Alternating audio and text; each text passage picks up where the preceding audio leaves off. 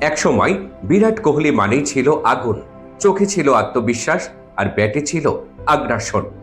Young জেনারেশনের কাছে বিরাট কোহলি শুধুমাত্র একজন ক্রিকেটারই নন, তিনি স্টাইল আইকন, মডেল এবং হিরো। ট্যাটু, ফিটনেস, অ্যাটিটিউড, মাঠে নামলেই যেন তার চেহারাই বলে দিত বিরাট কোহলি সম্পূর্ণ আলাদা।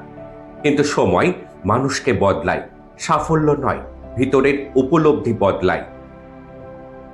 আজ বিরাট কোহলি আগের থেকে অনেক বড় প্লেয়ার হয়েছেন, রান আছে, রেকর্ড আছে, সম্মানও আছে। কিন্তু বিরাট কোহলির আগের যে আগুন, সেই আগুন এখন অনেকটাই শান্ত।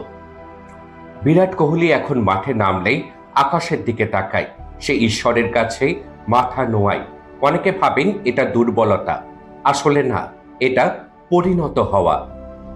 যে মানুষ সাফল্যের শীর্ষে উঠে নিজেকে সাধারণভাবে ধরে রাখতে পারে, সেটাই হলো তার আসল শক্তি। বিরাট কোহলি আজ ধার্মিক হয়েছেন। এই ধর্মের পথ লোক দেখানোর জন্য নয়। সে জানে সবকিছুর নিয়ন্ত্রণ তার হাতে নেই।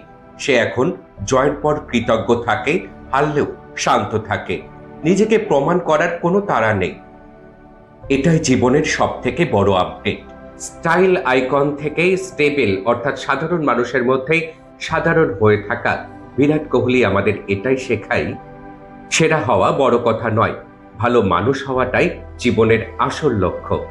বিরাট কোহলির এই জীবনের পরিবর্তনের ঘটনাটি আপনাদের যদি ভালো লাগে, অবশ্যই লাইক এবং কমেন্ট করে জানাবেন। এতক্ষণ আপনাদের সঙ্গে আমি ছিলাম বাপ্পা।